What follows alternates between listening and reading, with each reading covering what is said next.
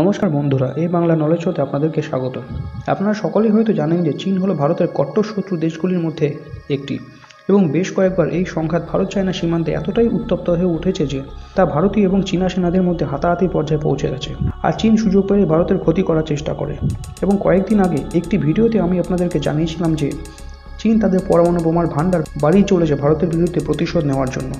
আর ভারত কূটনৈতিক শক্তির সাহায্যে সারা পৃথিবীতে চীনের ব্যবসা বাণিজ্য মান সম্মান সব শেষ করে তো দিয়েছেই, এবার এমন একটি খবর সামনে এসেছে যে চীন তার প্রিয় বন্ধু পাকিস্তানের সাথে একসাথে সারা পৃথিবীতে খুব বাজেভাবে অপদস্থ হতে চলেছে। এ বিষয়ে আমি বিস্তারিতভাবে আলোচনা করব। ঘটনাটি এরকম যে ভারতের সিকিউরিটি এজেন্সি একটি পণ্যবাহী জাহাজকে আটক করেছে এবং বিপুল পরিমাণ পণ্য বোঝাই এই জাহাজটি আসছিল চীন থেকে এবং এটি পাকিস্তানের করাচিতে যাওয়ার কথা ছিল। আর ভারতের সিকিউরিটি এজেন্সির কাছে আগের থেকে খবর ছিল যে এই জাহাজটিতে কিছু সন্দেহজনক জিনিস থাকতে পারে, এবং জাহাজটিকে আটক করে যখন মুম্বাইয়ের বন্দরে নিয়ে এসে জাহাজটির মালপত্রগুলিকে যখন খোলা হয় তখন দেখা যায় যে আমাদের সিকিউরিটি অফিসাররা যেটা সন্দেহ করেছিল ঠিক তাই হলো।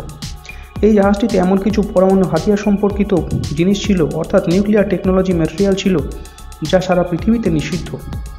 অর্থাৎ 1945 সালে জাপানি পরমাণু বোমা বিস্ফোরণের পর পরমাণু হাতিয়ারের ভয়ঙ্কর ক্ষতিকর প্রভাব থেকে সারা পৃথিবীকে রক্ষা করার জন্য একটি চুক্তি হয়, যাতে পরমাণু হাতিয়ারের টেকনোলজি সারা পৃথিবীতে আর না ছড়ায়।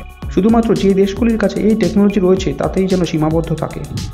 আর চীন ওই জাহাজটির সাহায্যে পরমাণু টেকনোলজি সম্পর্কিত জিনিস ওইভাবে পাঠিয়ে নিউক্লিয়ার টেকনোলজির প্রসারণ রুখতে যে চুক্তিটি হয়েছিল সেটির উল্লঙ্ঘন করেছে।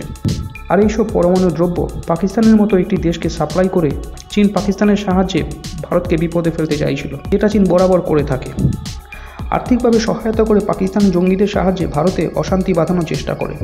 আর ভারত একটি সুযোগ খুঁজছিল যাতে চীনকে শায়েস্তা করা যায়। চীন যে নিউক্লিয়ার টেকনোলজি পাকিস্তানকে পাঠানোর মতো এইসব ইলিগাল কাজকর্ম করেছে এবং বহুদিন ধরে করে আসছে, ভারত তা হাতে নাতে ধরতে চাইছিল এবং একটি প্রমাণ খুঁজছিল যাতে সারা পৃথিবীতে চীনকে আরও কোণঠাসা করা যায়। চীনের ওই নিউক্লিয়ার টেকনোলজি মেটেরিয়াল সমেত জাহাজটিকে আটক করে সেরকম একটি প্রমাণ ভারতের হাতে এসে গেল। আর এর সাহায্যে ভারত শুধু চীনকেই নয় বরং তার সাথে পাকিস্তানকেও খুব বাজেভাবে ফাঁসাবে। আর নিউক্লিয়ার টেকনোলজির ওই মেটেরিয়ালগুলি যেগুলি আটক করা হয়েছে সেগুলি সারা পৃথিবীতে যত ইন্টারন্যাশনাল কমিউনিটি আছে, যেমন ইউরোপিয়ান ইউনিয়ন এবং আমেরিকা এবং সারা পৃথিবীর যত পাওয়ারফুল কান্ট্রিগুলি রয়েছে, তাদের যে সংগঠন রয়েছে তাদের সামনে রাখা হবে, এই বলে যে দেখুন নিউক্লিয়ার টেকনোলজি এভাবে ট্রান্সফার করা নিষিদ্ধ হওয়া সত্ত্বেও এবং চীন সেই ট্রিটির একটি সদস্য দেশ হওয়া সত্ত্বেও এই আইনকে বুড়ো আঙ্গুল দেখিয়ে এইসব ইলিগাল কাজকর্ম করে যাচ্ছে, এবং এর জন্য পানিশমেন্ট হিসাবে চীনের ওপর কঠোর প্রতিবন্ধকতা লাগানো হোক, এবং তা অবশ্যই হবে।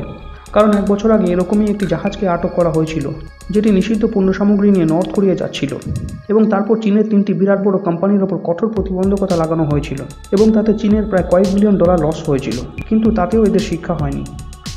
আর এক্ষেত্রে শুধুমাত্র নিষিদ্ধ টেকনোলজি বিক্রি নয়, বরং এই নিষিদ্ধ টেকনোলজি কেনার জন্য পাকিস্তানের ওপরও কঠোর প্রতিবন্ধকতা চাপানো হতে পারে, আর তাতে পাকিস্তানেরও কয়েক বিলিয়ন ডলার লস হবে।